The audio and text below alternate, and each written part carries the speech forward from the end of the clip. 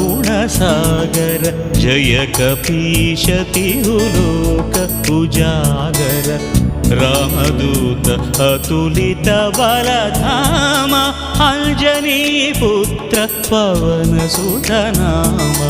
महावीर विक्रम भजरंगी कुमति निवार सुमति के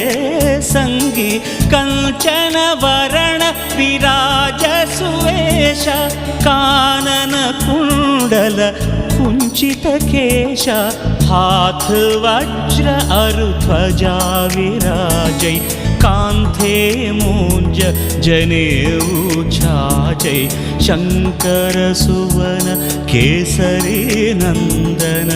तेज प्रताप महाजगवंदन